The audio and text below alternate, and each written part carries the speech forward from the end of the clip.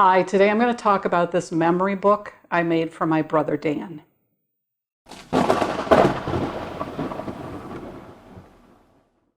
Hi, welcome to Gray Lightning, my video blog about making things and playing games. And a few years ago, I made a video at the request of PBS American Portrait about my channel and why I started it. And I'm going to put the link to that in this video because it actually provides some useful background for this project that I'm not going to go into today. But let's just talk about the memory book.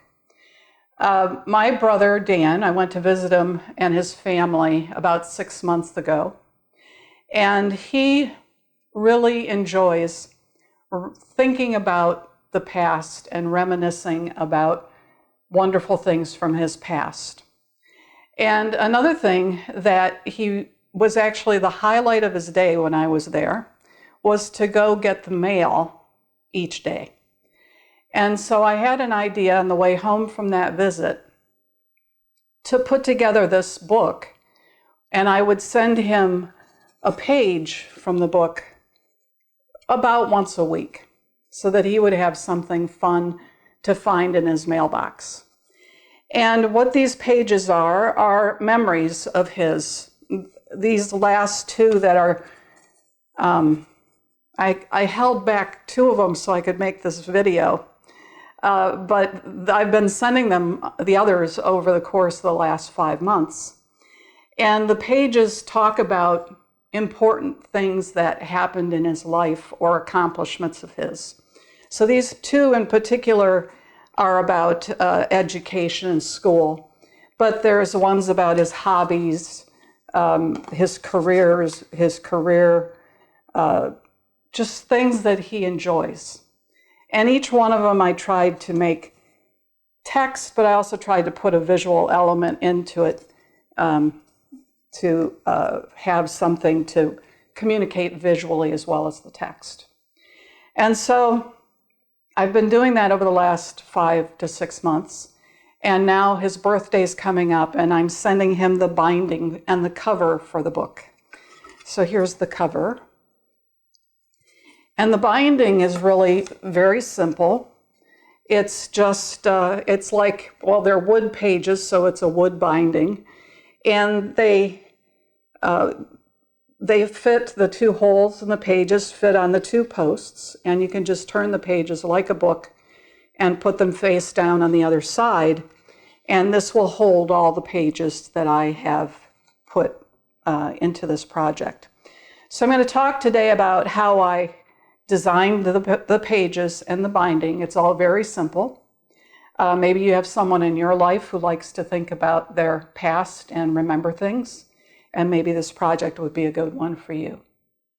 I knew I'd be working on this project for quite a while, so I put all the settings for the laser cutter on a page in my drawing so that I wouldn't forget. I did the same thing for my fonts. This is the font I used for most things, and the Algerian I used for the names. Sometimes there were names and they were kind of the images, so I made it a fancier font. The bottom layer for all of the pages has just an outside cut line, a blue engraving line, and then the two holes are cut out. And this is used in all of the pages. Then I have a separate layer that is the engraving for each page. So this is an example of one. And the first thing I would always do is to go look for the clip art that I was going to use for my images. This was actually a fun part of the project. I'm just looking for clean black and white images. And I was even able to find this profile of the exact ship that Dan was deployed on when he was in the Navy. I would run these through the image trace function in Illustrator and turn it into a vector. Of course, most of these I was able to just write myself, but I did ask for some ideas, and I always checked with the family on the accuracy of things like degrees from schools and those sort of things, the right wording. I really liked this particular graphic for aerospace engineer. I also had pages that had like names of grandchildren and children as well.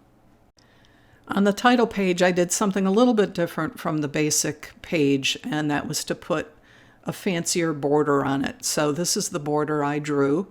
And that meant that before I could export this as an SVG, I had to go make a change to the base page by eliminating or hiding the plain blue border that was on the rest of the pages. So I just turned that off and then I could export it. For the binding, I ordered an assortment of 5 different sizes of dowel rods, one of which I knew was the right size for the book. But I need a very tight fit for this, so I did a test to see how to size the holes. And as long as I was at it, I did it for all 5 sizes of dowel rods.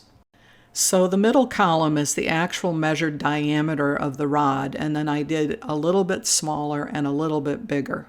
I cut this test and then I used the actual rods, and I found that in every case, the measured diameter was perfect because the kerf from the cut is just enough to allow the rod to be inserted. Then to design the binding, I took the size of the page and the location of the holes from the other drawing and I put them in as a reference. I had the one view and then the flipped view because the 2 of them together need to fit on this base. Then I drew the cut line for the binding itself. That's on one layer. On another layer, I put the holes. So I'm using the size of hole that I got from my rod test, and I'm putting that dead center inside of the cut holes of the pages.